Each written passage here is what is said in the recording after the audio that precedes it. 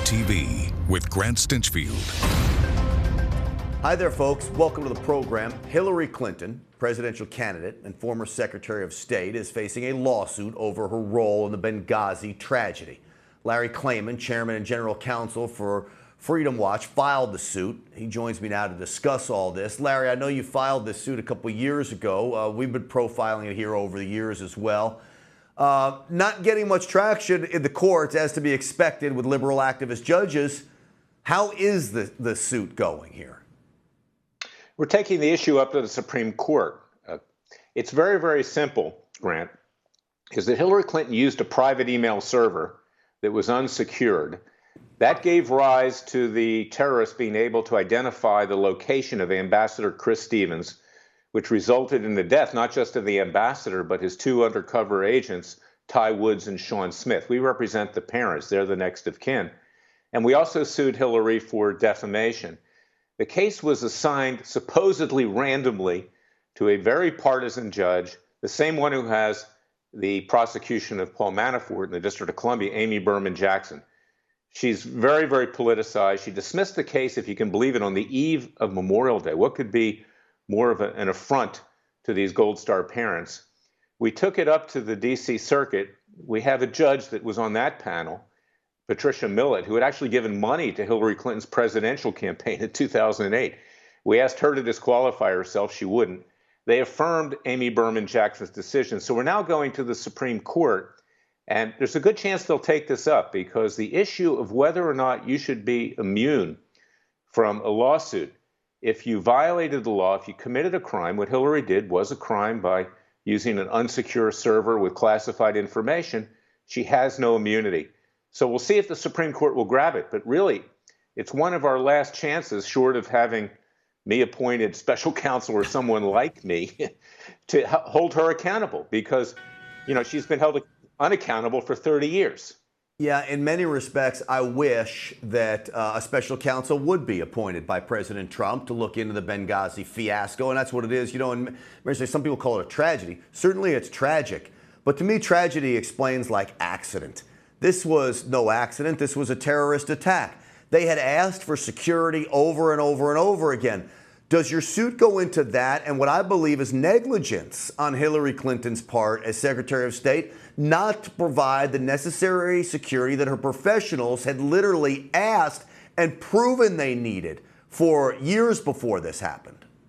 Yes, it does, because it's part of the pattern and practice of her conduct, her reckless conduct, is that even if it was not intentional, the wrongful death, and that's what the suit is about, wrongful death of Ty Woods and Sean Smith, by allowing them to be uncovered through hacking that she should have known of foreign powers and terrorists. But it's also part of the pattern and practice not to provide security in general. So that would factor into it. What also factors into this case is the defamation. Hillary Clinton called our clients liars because they simply repeated what she had told them, was this was just a bunch of Muslims out for a walk in the woods who were upset about a video of Mohammed. Well, she told the president of Egypt exact opposite, and her daughter, yet she called our clients liars. So she had no immunity for that. And that's why the dismissal by Amy Berman Jackson, the federal judge in D.C., was so outrageous and so political. This judge, I mean, excuse the language, but she's a political hack, Greg. And Grant, she just simply does not follow the law. See what she's done to Manafort, keeping under house arrest for almost a year when he was willing to post $10 million in bail. I don't care whether he's guilty or not. The guy's not going to be fleeing under these circumstances. That's just one example. Certainly you have an appeal case just on the sheer fact that if she had given money to the Hillary Clinton campaign and then is ruling on a case against Hillary Clinton, no reasonable person in America would say that that person should be able to decide the fate of a lawsuit against someone like that. No, absolutely. And that's the problem we face on the federal bench today. It's why we at Freedom Watch are trying to assist the president in getting good judges, is that these leftist judges, they don't care about the law, much more the Constitution. They're just doing the bidding of the benefactors who got them their job on the federal bench. And in this case, Amy Berman Jackson is an Obama appointee, and she's basically, greasing it for him. Anything that Mueller wants, by the way, with Manafort or Rick Gates or the other cases, she rubber stamps. They can't even make comments to the media, yet they get killed on MSNBC and CNN, their reputations destroyed. This is what we've got on the federal bench, and I'm hoping that the Supreme Court, with a 5-4 conservative majority, will let this case proceed. I've also asked, as you know, Grant, that I be appointed special counsel. That may not happen because they don't want somebody who'd actually do the job. But I hope President Trump takes control at some point, because we need a special counsel, not just to look into the Clintons, but what Mueller has done. I agree with you. And so here's my biggest fear. Has merit. There were such failures along the way for this wrongful death lawsuit for Tyrone Woods and Sean Smith. The Supreme Court, though I'm happy there's a 5-4 majority, the majority is sketchy in some respects. So-called conservative appointees on the court, they don't have the guts to take up real strong gun cases in America. I'm very worried the Supreme Court would not have the guts to take up a case like this, which would be so hyper politically and so hyper partisan. No, you're right. I mean, Washington's a club. You know that, Grant, is that they all want to go to the Georgetown parties and the soirees and everything else. They're all knowing each other. They're figuratively in bed with each other, and they will never, ever do something which will challenge their standing in that community. Now, I hope that at some point somebody will rise up with the grace of God, but you're right, it's a long shot, no question. But it makes the point that someone has to hold them accountable, try to hold them accountable. I once got a finding in court that Bill Clinton had committed a crime when he released the Privacy Act protected files of a woman he had sexually harassed in the Oval Office, Kathleen Willey. You know, that's a Pyrrhic victory. We need this woman indicted, tried, convicted, and thrown in prison, and with her co-conspirators along with her. And I will not rest until I exhaust every avenue to have that done. Well, I know certainly the families of those who lost their lives there would like to see that done. I have become very close with the men who were on that roof during that fateful night. They would all like to see it happen. And I think any American with common sense would like to see it happen, because someone needs to be held accountable for deaths that clearly could have been prevented. And that's the big one in this case. It could have been prevented. This never needed to happen. Absolutely. And there have been other instances of that, too. Extortion 17, which you can find on our website at press conference at freedomwatchusa.org. We've talked about that. Our servicemen, particularly under Obama, were abandoned, killed unnecessarily in this largest tragedy in the Afghan war. Same thing in Benghazi. We have a dual system of justice, and we've got to do something. The American people need to rise up. The NRA is doing that. Freedom Watch is doing that. Others are doing that. We have to keep punching until we break through. All right, so I'm going to get campaign signs printed up. Larry Klayman for special prosecutor. Yeah. If people want to sign our petition for that, we've got 25,000. We need much more. Go to freedomwatchusa.org. I'm volunteering. I'm going to be the sacrificial lamb here. Well, I'd be happy to put my name on that list, and I'm going to do it. Larry Klayman, it's always great to talk to you. Thank you, buddy. You keep up the good work. Thank you, Grant. You too. You're doing great work as well. Always good to see you. Last week, I asked Alyssa Milano, who's your boss? Who's paying for you to jet around the country and lobby for gun confiscation? Pick on the good members of the NRA and lobby for a decades-old amendment to be, and lobby for a decade. The ERA is what she was lobbying for. It all feels like a desperate attention grab by a child actor who can't stand to be out of the spotlight. Alyssa never answered my question. One, because she probably doesn't want to admit her followers that she's being paid to move on for the leftist elite. But suddenly, Alyssa Milano is the go-to voice for anything anti-Trump. Equal rights, Me Too, Never Again, Every Mom, My Town, Our Town. I don't even know all the groups that she's doing this for. She won't answer me about who's paying her. But she did fire back a little snark, a tiny jab. Here's her tweet. My sudden surge? No, I'm just done with the gun lobby controlling our politicians and children dying. Empathy and compassion are behind my sudden surge against the NRA. Hashtag NoRA. I bring all this up because I think Miss Alyssa Milano has an agenda. I think she's talking because Alyssa Milano has political aspirations, and she's parked herself with the big money people who could make a campaign happen. Oh, and if she runs, she'll promise not to take a dime of NRA money. How hilarious is that? As if we would give her any. But what you really have to worry about is who's paying her to talk bad about the NRA and its members right now. Who's paying for those guards who's watching her every move. You keep watching this video that's playing, you'll see the armed guards that are right there along with Alyssa Milano. Who's got the big bucks to finance that sudden surge, as she calls it, of political interest from a washed-up actress, and she needed a good line to deliver. I hope her writers have something really wicked to say about me. It's always fun. Maybe this time she'll deliver it without that cheesy blank look that was all the rage with 80s child stars. Joining me now is a writer for chicksontheright.com, Hannah Blow. Hannah, it is great to see you. Great. Alyssa Milano, I'll just lay it out there for you. Your thoughts? Order. That's one thing we'll find with leftists often. And then she was all against the NRA. Oh yeah, NRA is so bad. And now all of a sudden she's fighting for, there's a video of her she pinned it on her Twitter, of her talking about how crying before Congress, literally weeping that she doesn't have rights anymore.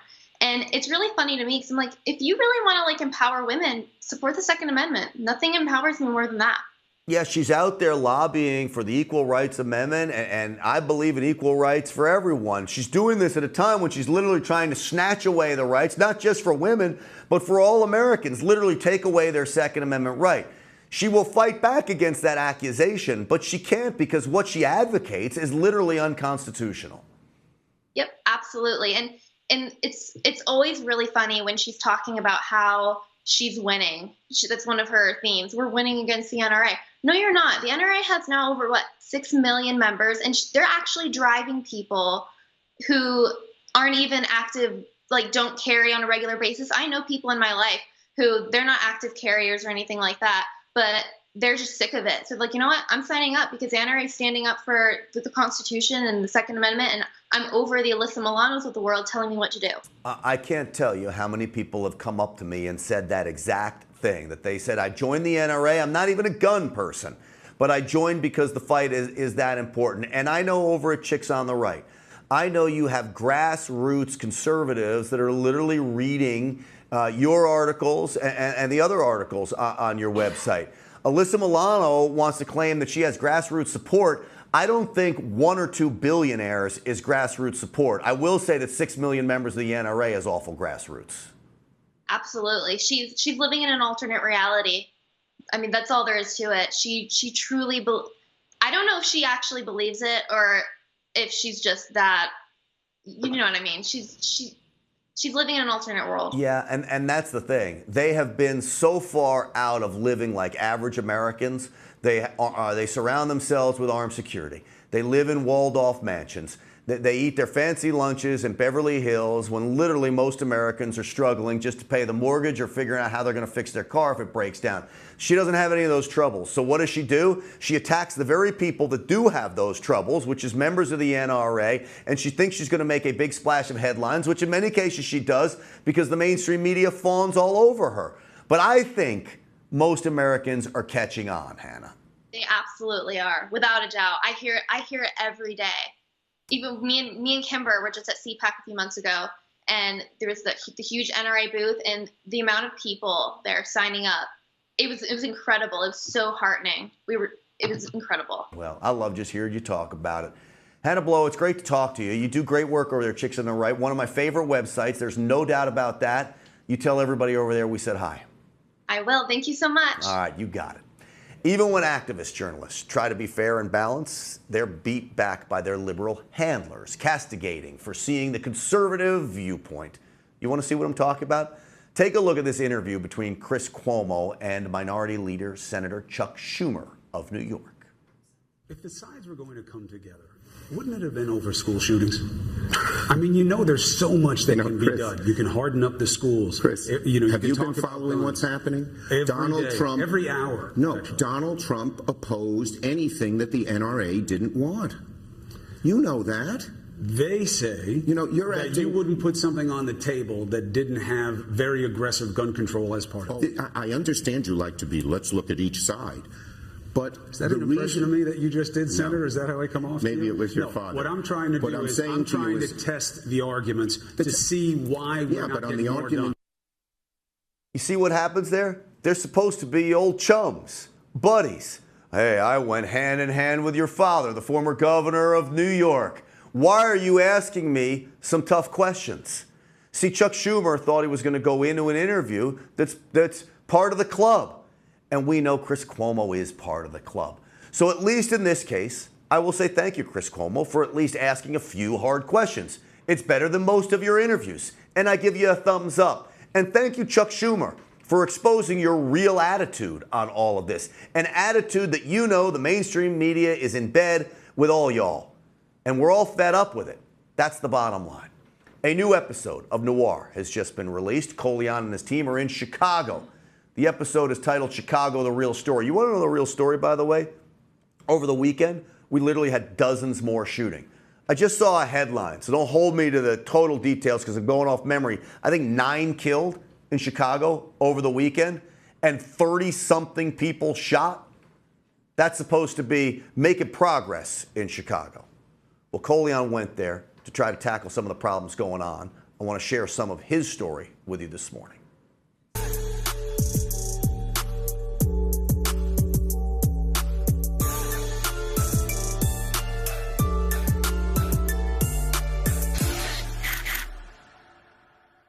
Bennett Lee is one of the founding members of the CVLs. He's a doctor now. He teaches at Northeastern University. This man said in '68 when he got locked up, it was brothers and sisters on the streets with froze and power. They was black power. They was with it. He got out in 71, 72. Brothers had perms, stacked shoes, plaques. They had the Superfly gear on. Yeah. They was influenced by the cinema. When the Superfly movies came out, he was like, he saw a huge shift in black culture. Same thing happened to me when I was a shorty in the 80s. New Jack City came out. Scarface came out. Menace to Society came out. Colors came out. What that did was, if you didn't know nothing about the drug game, it intrigued you. Because you wasn't thinking about the consequences, you was thinking about the reward.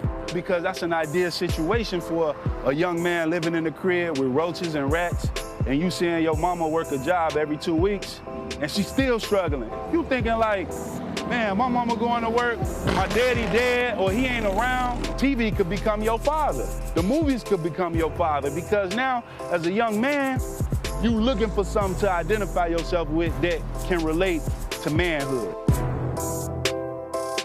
What's going on in Chicago is going on in far too many cities across this country, and I blame liberal policies that have literally led to the unraveling of families inside those communities, which then causes a whole nother set of problems.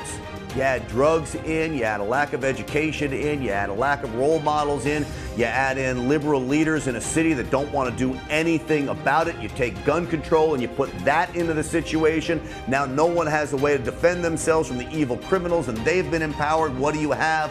One giant mess. That's what Chicago is today. A once great city, by the way. No longer. It's a killing field. We're going to stay on that story. I'm Grant Stinchfield for NRA TV. We will see you back here tomorrow.